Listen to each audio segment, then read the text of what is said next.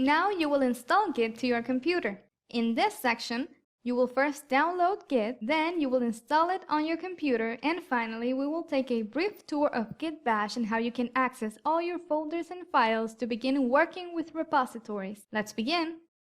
We've reached a very exciting phase in the course. You're going to download Git to your computer. First, go to this website, git-scm.com. Then click on the download section and choose the download that fits your operating system. Follow the installation instructions and I'll see you in the next video. If you have any questions, please post them on the discussion forums and I will be very glad to help you. Once you install Git, you will be able to access gitbash using a shortcut on your desktop that looks like this. Or you will have to find the file directly on the folder where Git was installed and then you can create a shortcut. If you click on it, you will see this black screen appear with these symbols and information to the left. Don't worry, you will become very familiar with this interface during the course because this is where the magic of Git comes to life. In this video, we will have a quick overview of one of the most important functions on gitbash, changing directories. This is vital to be able to reach the project you would like to work on. We will simulate a project path like this. Let's say you used Windows Explorer to create a Git project folder that is contained inside a GitCourse folder inside My Documents. If we open gitbash, we can change folders by using the command cd, change directory. This is equivalent to changing folders on Windows by clicking on them and finding the file that you need.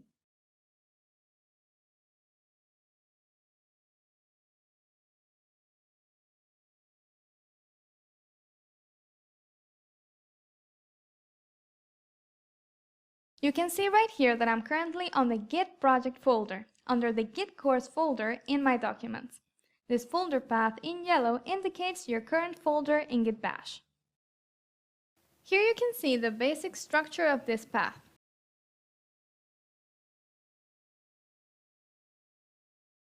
To go to the previous folder, in this case, GitCourse, we can use the command cd space ... And you can see how now we change folders and we are now in GitCourse. If the name of the folder had spaces, we would get an error if we simply wrote the name intact.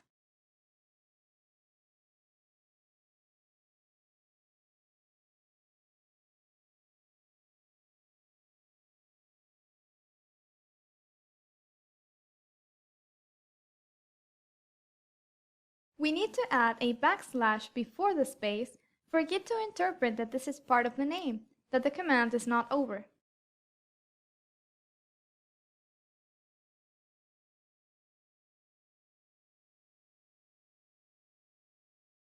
Now that you know how to change directories in gitbash, let's start diving into repositories, the heart of version control.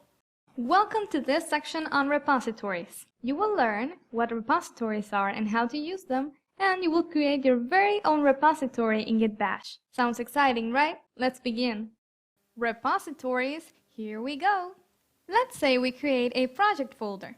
Before we use Git's amazing powers, it is simply a folder that contains files. What truly unlocks the power of version control is Git's magic to create a repository. When we run a specific Git command that you will learn in the next video, you can transform your simple folder into a repository, which means that you can track different versions of your project. Unlike folders, with repositories you can track versions of your files, review the changes you've made, and work without any risk of introducing unrepairable mistakes or modifications, because you can simply restore a previous version of your project with one simple command. Let's see this in action by creating your first repository in the next video.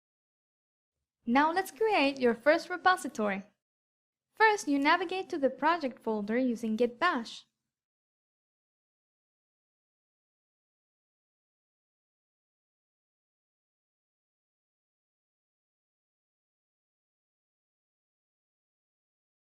And once you are in that folder, you execute the command git init. You will see this message that the repository has been successfully created, And now you can start working with all the powerful features Git includes. Congratulations! Now you will configure Git with your email and username to start diving into the version control workflow. See you there! Now you will configure Git and learn how to customize it. You will set your username, your email, and learn how to customize the color of your user interface. You may ask, why do I need to include my username and email if I'm going to be the only one working on my project? Well, in the future, you may want to share your project or work with others in a platform called GitHub. In GitHub, you can send your projects and different versions of your files to a remote repository on GitHub's website, so other users can download it, make improvements, and work on the project with you. As you make different versions of your project, those changes are recorded in something called a commit that you create with Git. They are reflected right here as these circles. Commits are like snapshots of the changes you made at a specific moment. But if there are several contributors for a project, how do we know who submitted which change? Each commit has its own data associated with it that you can check. This data includes the username and email of the user who created the commit. This way we can identify each contribution and keep a record. Now let's set your username and email in the next video to get you ready for a great future in version control. Now let's set your username. There are two alternative ways to set your username. Globally for all the repositories that you create on your computer, or locally for individual repositories. You can also set a global username and then change it or modify it for individual repositories. Let's do this in gitbash.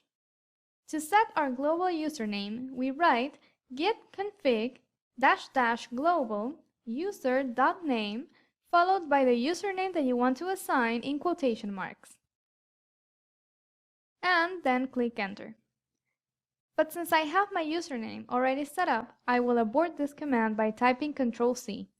If you wish to check that your global username was set correctly, you enter the command git config -- global user.name and then click enter. Your username will be displayed. Now, to change your username locally for individual repositories, you must first access the repository. Let's navigate to the project folder.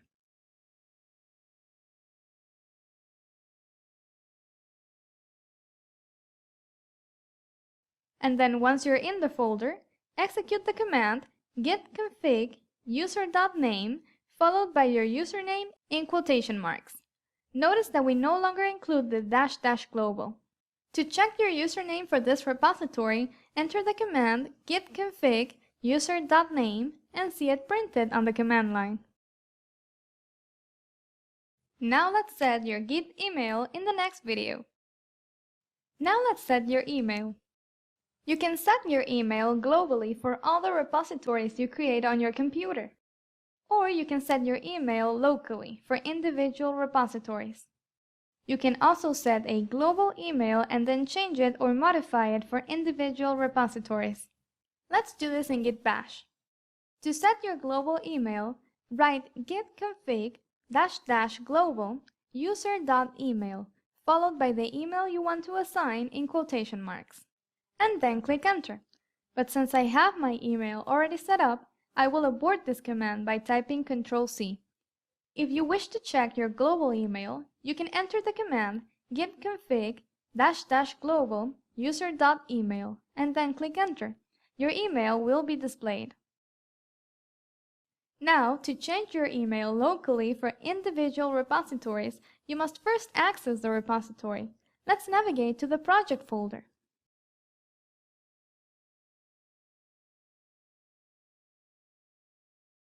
And then, once you're in the folder, execute the command git config user.email followed by your email in quotation marks.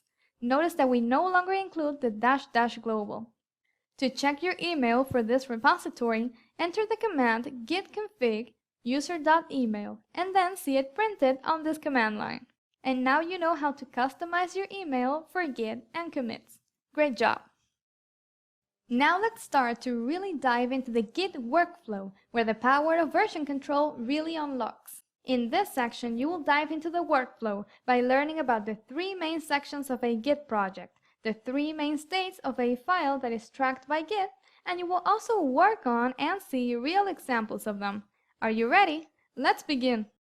In Git, there are three main sections that make the workflow. First, you have your working directory. This is the project folder and all the files that you can access and modify. When you modify a file in your working directory, you can indicate that you would like to include it in the next commit, the next snapshot of the project, by adding it to the staging area, which is an intermediate step before adding changes permanently to your repository. The staging area is a file that stores information about what will be in your next commit. Then, when you add your changes to the staging area, you can create a commit in the repository to create a snapshot of the project at that specific moment that you can later return to or restore. These are the three main sections of the Git workflow: working directory, staging area, and repository. Now you will learn the three main states of a file, and next you will have hands-on practice with each one of them. Let's begin! Now that you know the three main sections, there are three main states for your files that you need to know. A file can be either modified, staged, or committed. A file is modified when it is in the working directory and has been modified, but it has not been added to the staging area. It is just waiting there to be included. A file is staged when it has been modified and added explicitly to the staging area, to be added to the next commit that you will create. And finally, a file is committed when it has been included in a commit and the commit was created and added to the repository. In the next videos, you will have hands-on practice with each one of them, the three main sections and the three main states. See you there! Now let's start working with the course project. I added a link for you to download the file for this lecture. Right now, we are on my Documents folder in a folder called GitCourse Project. You will have the same folder once you download the files, and I recommend downloading to your Documents folder to work along with the videos with the same path. You can see that we have a Kotlin file. Let's open it with Notepad. You can use any text editor to open and modify the files, and it is very useful to have syntax highlighting. You can see that it contains a simple Kotlin function. We will be modifying this file and working with it to illustrate every concept in the course. Let's go to gitbash and create a repository on this folder.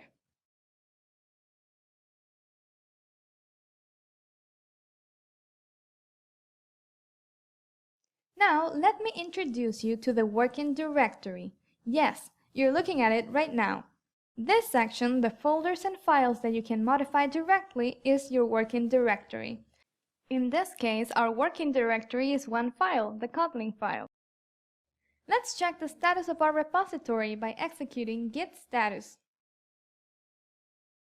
You can see that one file has been added to the working directory, the Kotlin file. Right now, we're on this section. To add this file to the staging area, you execute the command git add followed by a dot. The dot indicates that we want to include all the changes we made to our working directory. In this case, we can use this command because we only have one file, but you could choose which files to include by adding the name of the file instead of a dot. Now our file has been added to the staging area and is considered staged. If we run git status again, we will see that there are no more changes to add.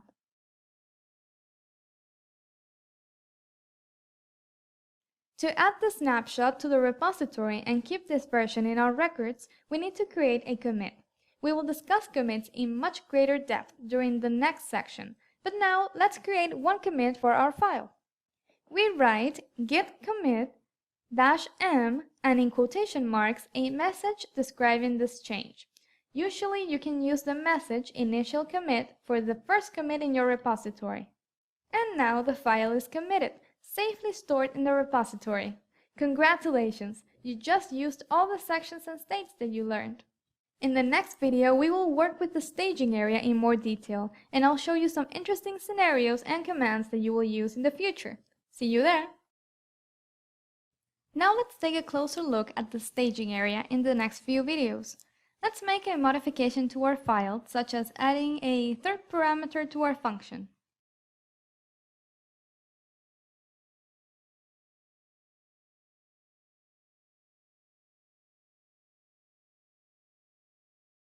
And then save the file. If you check with git status, you will see that a file has been modified and that you can add those changes to the staging area. Let's do that. Execute the command git add followed by a dot to add all the changes. If you ever add a file to the staging area by mistake, you can unstage it by using the command git reset followed by the name of the file. This will preserve the file intact with the latest changes in your working directory, so you keep your changes but you remove them from the staging area, and they won't be added to the next commit.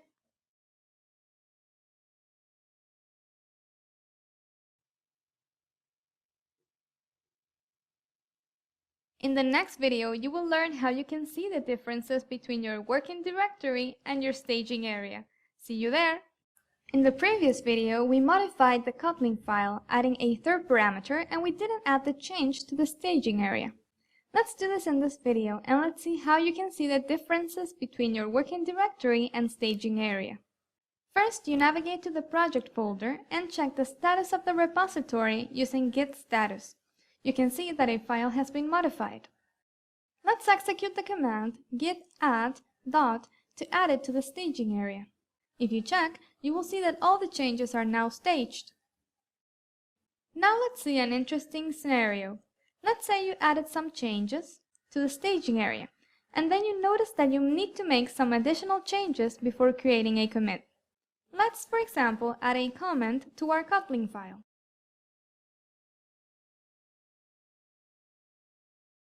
And now we check the status, and we see that there are changes to add to the staging area.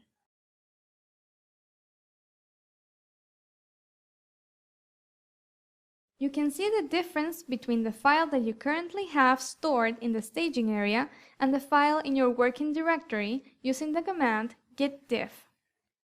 Here you can see the differences in the file.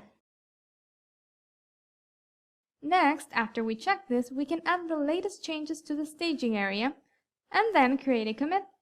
In the next section, you will dive into the wonderful world of commits. See you there!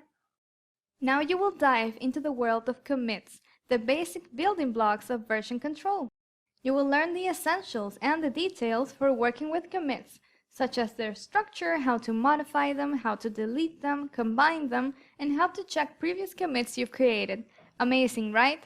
Let's begin. I mentioned commits in previous sections, and you created a commit to learn the workflow. Now we will dive into their details and use cases. I know you may be asking yourself, what are commits really used for? When you create a repository, you will start making changes to your files. And these changes have to be recorded and stored as different versions of your project to be tracked by Git, so they are all safely kept and available to be restored and reviewed.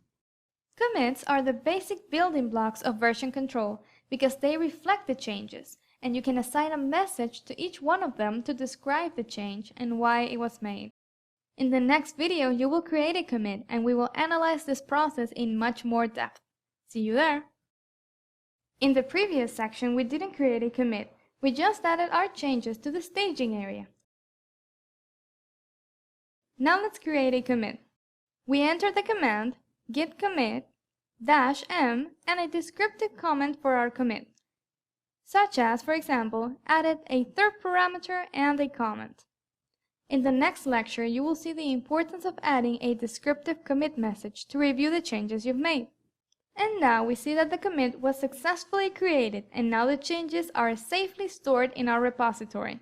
And in the next video, you will learn how you can see the history of commits you've created, the changes introduced, and much more. See you there! Now that you created 2 commits for this repository, one to add the file and one to modify it, let's see how we can review the history of commits you made in the repository. The first command we will see is git log. If you use this command, you will see the commits made in the repository with the most recent commits at the top. You can see that we created 2 commits. Let's analyze the structure of the data displayed for each commit using git log. We see that it has an ID, an author with an username and email of the user who created the commit, the date and time, and the commit message. Now, if you want to see the changes introduced with each commit, you can add a -p to the command.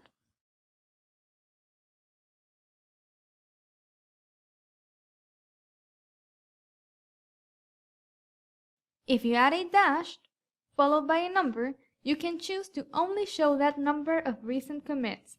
For example, if we add -1 at the end, we only see the most recent commit.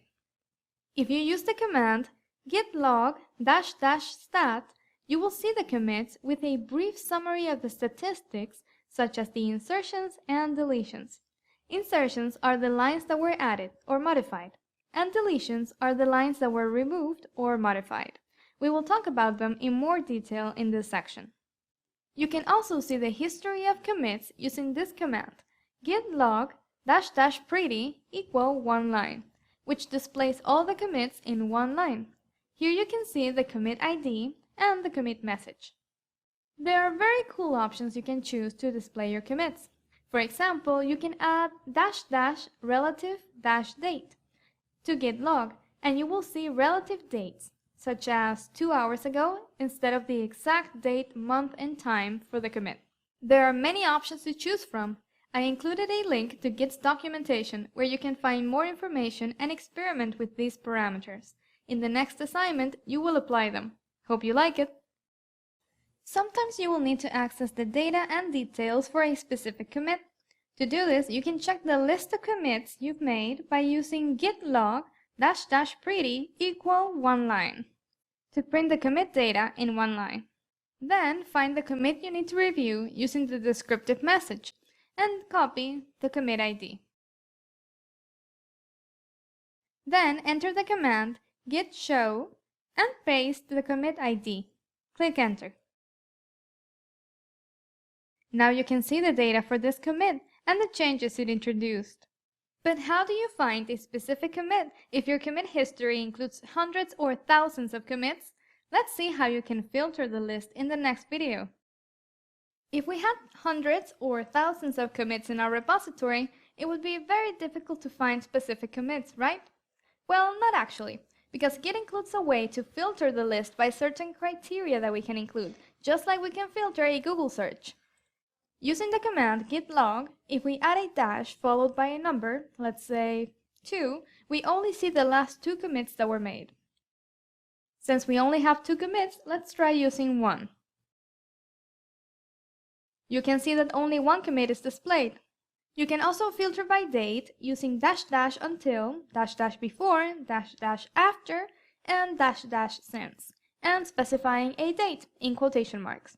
For example, let's say that we wanted to find commits made before January 1st of 2018. The list would be empty since I made these commits yesterday, but this is the syntax used to filter by date. You may want to find commits made by specific contributors. To do this, you can use --author, followed by an equal sign, and then the username of the author of the commit in quotation marks. In this case, let's search tefec, and you can see that I created the 2 commits. These are some of the options that you have available to filter the list. I will include a link in the lecture to more options if you would like to experiment and try them out on your repositories. Now that you know how to filter the list, you will learn how you can modify a commit by changing its commit message in case you make an error. See you there! Let's say you made a mistake in your last commit message, a typo perhaps, or you would like to add a more detailed description. You can modify commits. In this video, you will see how you can modify the last commit you made. You first go to the repository, and then execute the command git commit --amend. If you have a text editor associated with Git, it will open automatically like in this case, and you will see the commit message of the last commit that you created. The lines that start with a hashtag are not going to be included in the commit message. They are simply instructions to guide you through the process. Make the necessary changes, save the file, and then close it. If you go back to gitbash, you will see in the commit history that the message was updated correctly. And now you can modify commit messages. Congratulations! Now you will see how you can remove the last commit you made. See you there! Now let's see how you can combine commits into a single commit. These commits that are combined are called squash commits. Let's say you have 3 commits in your repository, as you can see right here, and that the 2 last commits that you made are very closely related. You can combine them into a single commit that incorporates all the changes that you made in both commits. Let's apply this to our project. First of all, since we only have 2 commits in our repository right now, let's create 2 more commits, one to rename the function and one to remove a parameter. Let's start by renaming the function to add2numbers and create a commit with a descriptive message.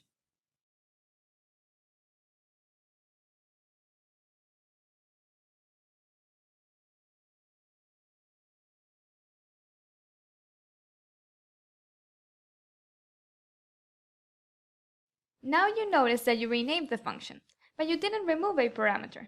The function still has 3 parameters. We now make the change and create another commit for this change.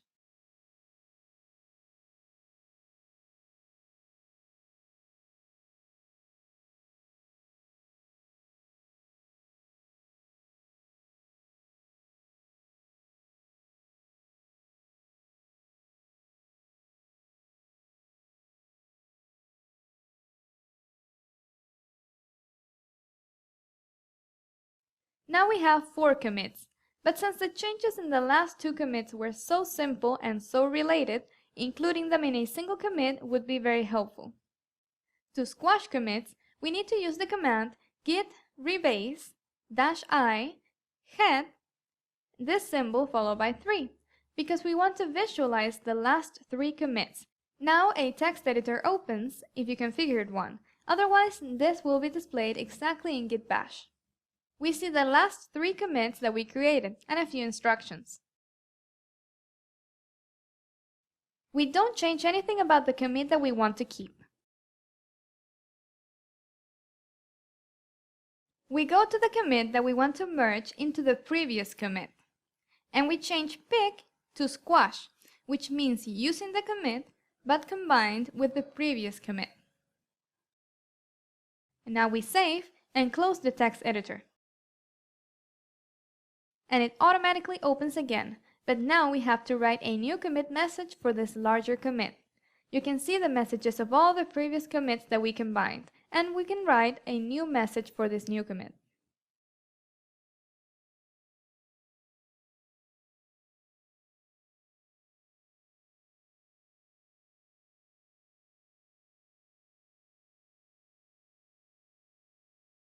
And now we can see how we have a new commit with a new message, and we show the changes introduced that were combined into this single commit. Great job! Now you know how to squash commits to keep your work more organized and professional. In the next video you will see how you can remove the last commit you made in case you make a mistake and you need to repair it. See you there!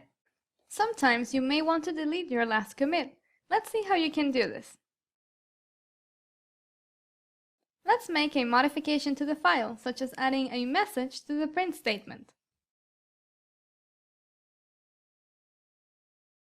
And then create a commit.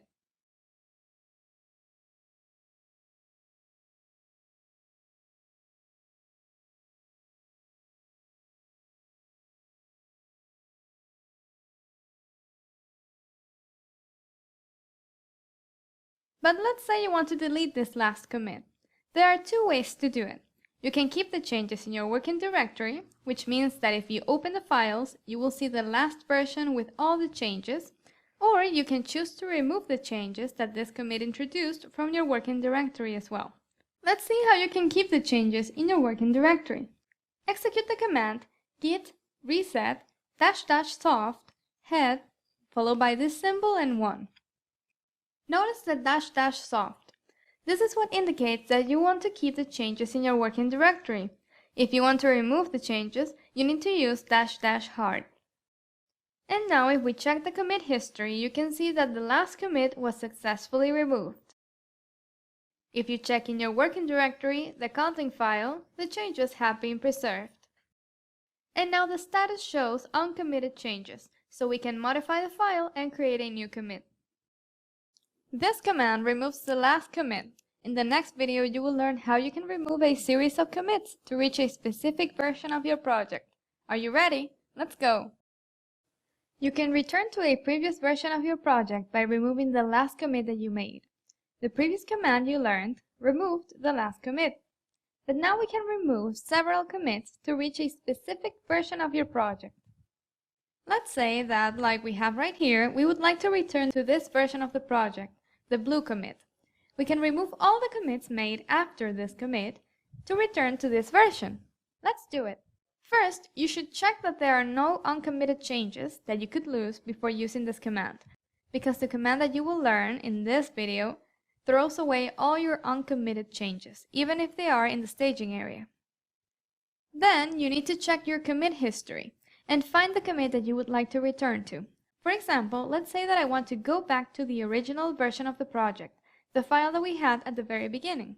We would use the command git reset --hard and then copy and paste the ID of the commit that we want to return to.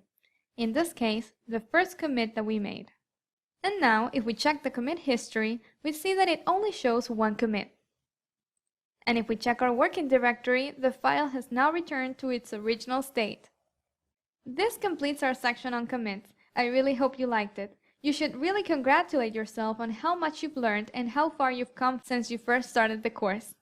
See you in the next section. Now we will dive into branches, one of the most important features of version control. You will learn what branches are, how you can create them, how commits work with branches, and how to create branches from branches, and much more. Ready? Let's begin! I'm sure this is the picture that came to your mind when I mentioned branches, and you thought, what could branches possibly have to do with version control? Let me explain. Well, let's say that you're working on a project that you really want to keep intact, because it is currently working, has no bugs, and in some cases users may already be downloading it. But there comes a time, and there will be a time, where you will want or need to make improvements or implement new features to your project. Making those changes in the live version of your project could be a disaster, because if you introduce a bug or release an incomplete feature, your users may have a terrible user experience. This is where branches come to the rescue. Creating a branch means creating a new version of your project that you can work on independently without affecting the original version. In this diagram, you can see that we initially have this repository. We then create a branch, and at this moment, we have two separate paths or branches. One that remains intact, in this case because we don't make any changes, and one that you can work on without any risk of introducing bugs to other branches. When you initially create a branch, the original version of the project before you created the branch and the project that is now in the new branch are the same initially. But then you can make changes and create commits in the new branch. Sometimes you may even introduce bugs like in this commit, but it will not affect the original branch. Now let's say that you fixed the bug and your new feature is completely ready for your users to enjoy. This is where you can combine the changes you made in the branch with the original version of the project by combining or merging the branches. This way, after you combine the branches, you keep both branches, but one of the branches will have all the changes and the new feature incorporated. This special branch, where you keep the best version of your project and you want to keep away from bugs, is called your master branch. And believe it or not, you've been working on this branch since we first started using gitbash. In the next video, you will learn more about this branch. See you there! Branches have a name that you assign when you first create them. By default, when you create a repository, a master branch is created, and it is commonly used to store a working version of your project. Believe it or not, you have been working with the master branch ever since you started the course. See this text in blue that says master in gitbash? This indicates that you are currently in the master branch. Let's see this in more detail. Let's say that we create a repository. By default, a master branch is created. When you add commits, like you've been doing in the course so far, those commits were added to the master branch by default, as you can see right here. Now we can create new branches from the master branch. Let's say that after we make these changes and create 2 commits, our project is working, and we would like to experiment adding a new feature, but we don't want to risk altering the master branch. This is when we create a new branch. When we create a new branch, we start with an exact copy of the repository at that point when the branch was created. For example, in this case, this repository has 2 commits. It is exactly the same project at this moment, but since we created a new branch, we can add commits on this branch while leaving the master branch intact. Now that you know the concept of branches and what the master branch is, let's go to gitbash to get some hands-on practice and create a new branch in the next video. See you there! Now let's take a brief tour of our repository. In the previous section, we returned to the initial state of the repository, the initial commit. Now we will create a new commit to rename the function. Then we will create a new branch called add_file, in which we are going to create a new commit to add a new file to our repository. You will learn how we can change branches to visualize both versions of the project and how you can visualize the commit history for a specific branch. You will also create branches from branches, and you will learn how to delete branches. Let's begin. First, let's check the status of our repository and the commit history. We see that it only contains the first commit in our diagram. Let's create the second commit. We rename the function and create a new commit.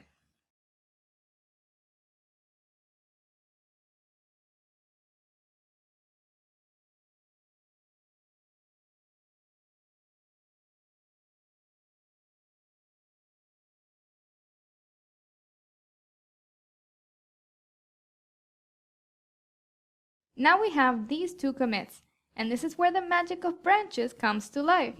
To create a new branch, you execute the command git_branch followed by the name that you want to assign to the branch. In this case, add_file. Now you created your first branch. Congratulations! But now you can see that we are still on the master branch. Let's see how you can switch branches to start working on your new branch in the next video. Now you created your branch, but you still see master as the current branch. Let's change this. To list all your current branches, use the command git_branch. You can see that we have 2 branches, master and add_file. The branch in green is our current branch. To change to our add_file branch, we need to enter the command git checkout add_file. And now you can see that the branch changed. We are not in the master branch anymore. Great job! If you check in your working directory, you will see that the file has not changed, because when you create a branch, initially you will have the same files. Now you can start making changes and creating commits in your new branch without affecting your master branch. This is exactly what you will learn in the next video. See you there! Now that we're on the add_file branch, we can make a modification, such as adding a file and creating a commit in this branch. Let's add a Python file with a simple function. You can find a link to the download in this lecture. Simply download the file and copy and paste it in your GitCourse project folder that you've been working with during the course. Let's check the status of the repository after pasting the file, and we see that there are some changes to commit, adding this new file. Let's create the commit.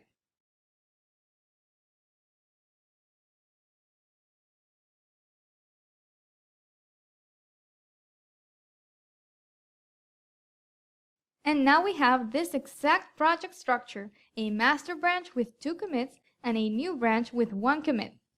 You can see that we currently have the Python file in our working directory because we are on the add_file branch. But if we use gitbash to switch to the master branch by executing the command git checkout master,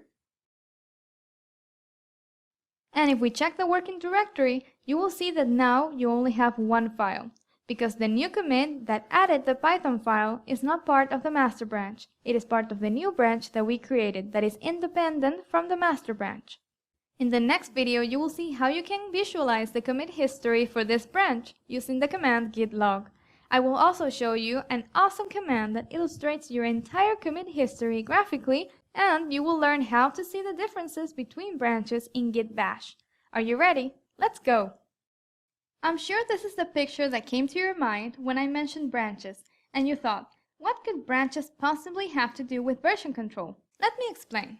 Well, let's say that you're working on a project that you really want to keep intact because it is currently working, has no bugs, and in some cases users may already be downloading it.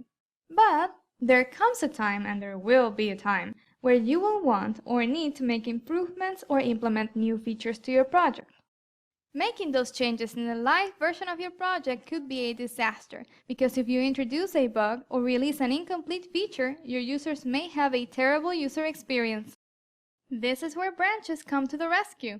Creating a branch means creating a new version of your project that you can work on independently without affecting the original version. In this diagram, you can see that we initially have this repository. We then create a branch, and at this moment, we have two separate paths or branches. One that remains intact in this case because we don't make any changes, and one that you can work on without any risk of introducing bugs to other branches. When you initially create a branch, the original version of the project before you created the branch and the project that is now in the new branch are the same initially. But then you can make changes and create commits in the new branch. Sometimes you may even introduce bugs like in this commit, but it will not affect the original branch. Now, let's say that you fixed the bug, and your new feature is completely ready for your users to enjoy. This is where you can combine the changes you made in the branch with the original version of the project by combining or merging the branches. This way, after you combine the branches, you keep both branches, but one of the branches will have all the changes and the new feature incorporated. This special branch, where you keep the best version of your project and you want to keep away from bugs, is called your master branch. And believe it or not, you've been working on this branch since we first started using gitbash. In the next video, you will learn more about this branch. See you there! Sometimes you will need to compare the differences between the current state of two branches. In this case, we will compare the master branch and the add file branch. For this purpose, you will use the command git diff followed by the name of the first branch and then the name of the second branch that you want to compare. In this case, we want to compare master with add file. And we can see the differences right here. One extra file, the Python file that we included, and some modifications to the Kotlin file. Now, what would you say if I told you that you can create branches from branches that you created? Well, it sounds very complex, right? But with Git, it's actually really easy. In the next video, we will dive into this, and then you will learn how you can delete a commit on a branch and how to delete the branch itself. Ready? Let's go! Now let's see this awesome feature, creating branches from branches. You can create a new branch from this add file branch that we created in previous videos. We will call this branch modify Python because we will make some modifications to the Python file. The key thing that you need to understand here is that this new branch starts with the same version of the project at this point. It's like taking the project at this very moment and saying, hey, stop there, make a copy because I want to experiment with this a little bit. Then you can switch to this branch and create commits exactly like you've been doing so far in the course. Let's create the branch and see this in action. You first navigate to the repository, and then you see which branch you're currently on. In this case, we are on the master branch, so we need to go to the add file branch using the command git checkout add file. Now that we are on this branch, we can create a new branch that originates from this branch, like in the diagram, using the command git branch modified Python. And then we switch to this branch using git checkout modified Python. Now we're on the branch that we just created. And we can modify the Python file to create a commit on this branch, so we can see the differences between the two branches.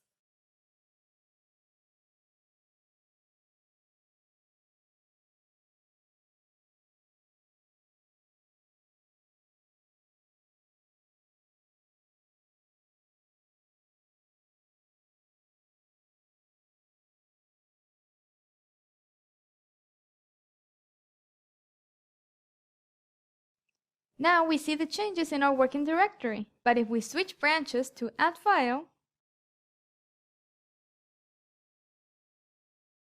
we will see the previous version of the Python file because this commit does not exist in add file.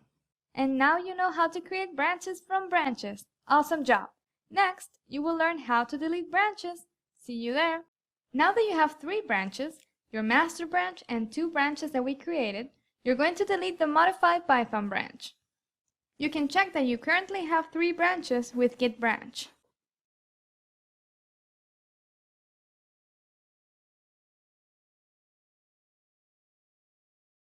Next, to delete the branch, execute git branch -d followed by the branch name. In this case, modify Python. And now if we check the list of branches, we see that we only have 2 branches. The modify Python branch has disappeared. Great! And this concludes our section on git branches. Look how far you've come since you first started the course. You must be very proud of yourself. Now you will learn about a very important concept that I briefly mentioned in the previous section on branches, merging or combining branches. In this section, you will learn about merging branches, conflicts that may arise, and how to solve them. Let's begin. This is the current structure of our repository. We have a master branch with 2 commits and a add file branch with 1 commit. Once you've been making changes to your branch and it's working perfectly, you can incorporate those changes to your master branch by merging the branch into the master branch. Merging 2 branches means combining the changes in both of them, combining the commits, like you can see in this diagram. This results in a branch that contains all the changes. In this case, adds a new commit. Let's see this in action in the next video. Now you will merge your add file branch into your master branch. Let's see how you can do this. First, let's confirm that we have 2 branches. Now, you're going to merge the add file branch into the master branch. The order here really matters because we need to be on the branch that is going to receive the changes, the branch that will remain after the merge and that will be modified, in this case the master branch. We go to the master branch and then execute the command git merge add file.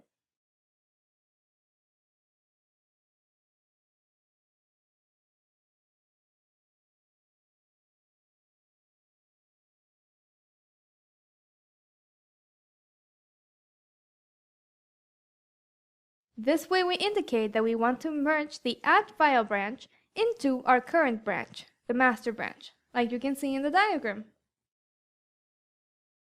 Let's see what our project looks like after the merge in the next video. Now, after we merge the branches, if we check the commit history for the master branch, the last commit from the add file branch was added to the master branch. And you can see in this graph how we created a branch, and now the green path returns to the master branch when we merged.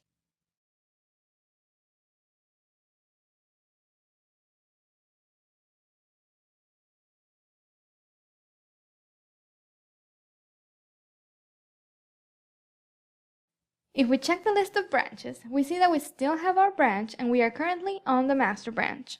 And if we check the commit history for the master branch using git log, you can see that the commits from the add file branch were added as well. Here you can see the graph in more detail. Now you can choose to delete the branch or keep it intact for later use. It's your choice. If you think you might need it in the future, you can keep it. Congratulations! Now you know how to merge branches. In the next article, you will learn about 2 different types of merges, fast-forward merging and octopus merging, 2 different scenarios that you may find in your daily work as a developer. Hope you like it. Now we will dive into merge conflicts in this section. You will learn the basics of merge conflicts, how to solve them, how to undo a merge, and you will learn several different scenarios when you will find merge conflicts in your daily work. Let's begin. What do you think will happen if you make changes to the same line in 2 separate branches and then you try to combine them? A warning will be displayed, of course. If you make incompatible changes that Git cannot resolve on its own, such as changing the same line in the same file in different branches, and then trying to merge them, you will have a merge conflict. But it's actually not as scary as it sounds. You will simply have to choose which version you would like to keep. Let's see this in action. Now let's see merge conflicts in action. In this section, we will work with a new project, which includes one Python file with a hello world function. I included the files for you to download in the lecture right below. Let's navigate to the folder. In this case, I created the folder in my Documents folder.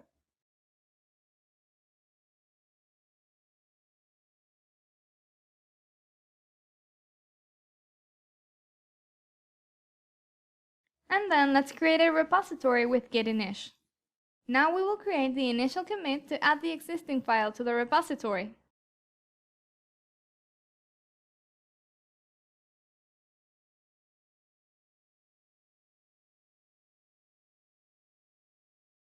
This is where magic starts. Like in the diagram, we are going to make our project have a merge conflict by changing the same line in the file in separate branches, and then trying to merge the branches together. First, let's create a new branch called rename function.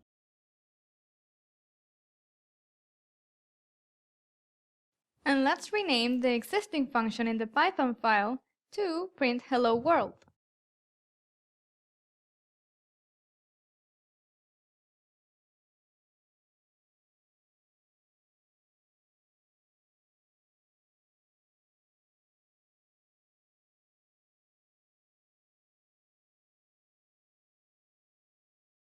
Then we will create a commit in this branch.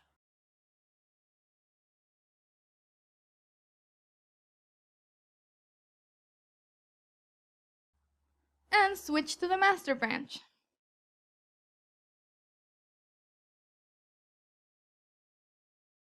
Then modify the name of the function as well to say hello world once. Please notice that we're changing the same line. This is why the conflict will arise.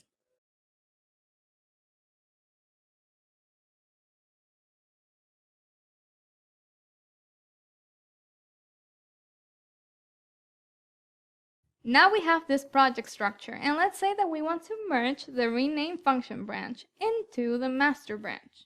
In the master branch, we execute the command git merge rename function, and then we see this warning because there was a merge conflict like we anticipated.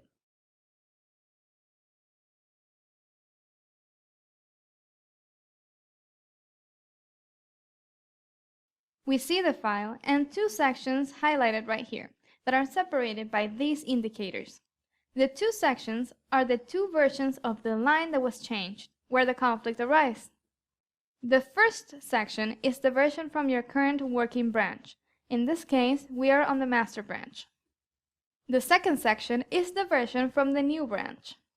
You simply need to edit this warning and keep only the version that you want to keep after the merge. Let's make the necessary changes to keep only one of these versions.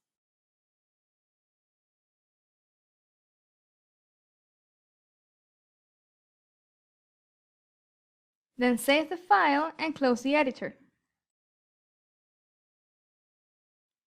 After you resolve all the conflicts, because there can be more than one, you can merge the branches, but you can't just use the command merge. You will see this error.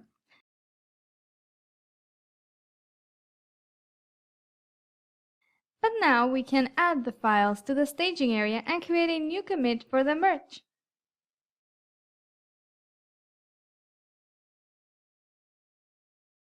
Great! Now you successfully. But what happens if you realize that you want to separate two branches that you just merged? This is not a non-repairable mistake.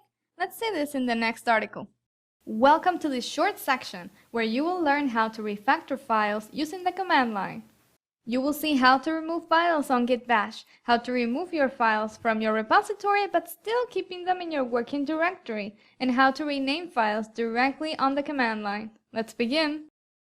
Now let's see how you can remove a file in gitbash. First, let's navigate to the repository and then list the files in our working directory using the command ls. We see that we only have one file. And we can also see the commit history using git log. Now, if we want to remove the file from the repository, we can use the command git rm followed by the name of the file, in this case helloworld.py. You must include the extension as well, in this case .py since it's a Python file. This adds the file deletion to the staging area, so it's going to be included in the next commit. We will need to create a commit to delete the file.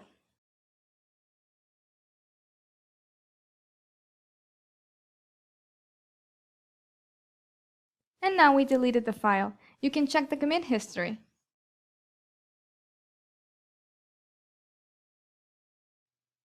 If we check the working directory, we see that the file has been removed.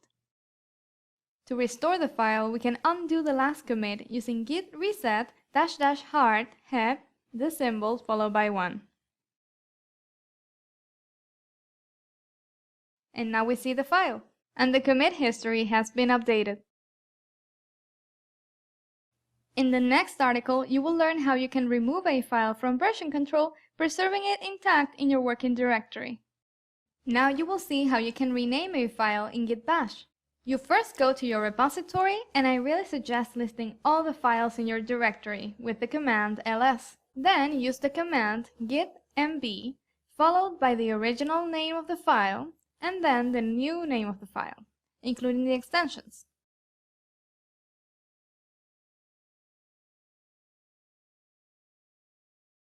This command adds the change to the staging area, so if you check with git status, you should see that it is ready to be included in the next commit. Now you can create a commit and rename the file.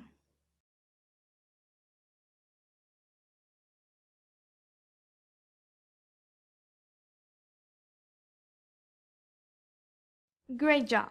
In the next article, you will learn about a very important file when using Git, .gitignore. Hope you like it! In this section, you will learn about stashing, a very helpful feature that Git includes. You will learn the basics of stashing, how to restore stashed work, and how to discard stashed changes. I know you may be wondering, what is stashing? Well, most certainly when you're working on a project, you are going to start making changes and working on several features at a time. But sometimes those changes are not ready to be included in a commit, and you may want to start working on a different branch. If you try to switch branches and there are still changes that have not been committed, you will receive a warning. But don't panic! This is where Git stashing comes to the rescue, because it allows you to store changes temporarily to be able to switch branches, and then later return to keep working on them before creating a commit. Let's see this in more detail in the next video. Since stashing is very helpful when we need to switch branches, let's create a branch in our repository, add text. Let's add an empty text file in this branch and create a commit.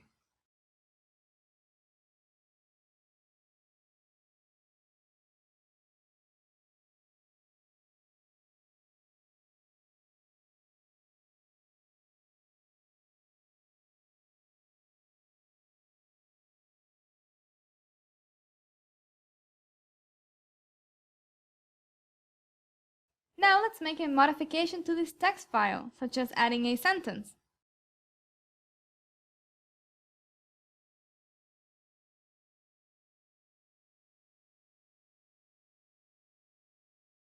Let's try to switch to the master branch. But you see this warning that we have uncommitted changes. We can't switch to the master branch without discarding those changes or creating a commit. But right now, they are not ready for a commit. But we can stash them to keep working on them when we return to this branch. For this, you execute the command git stash that temporarily stores all the files that are currently tracked by Git and that have been modified. Now let's switch to the master branch. You were able to switch to the master branch. Now let's return to the add text branch and see if our changes are still there.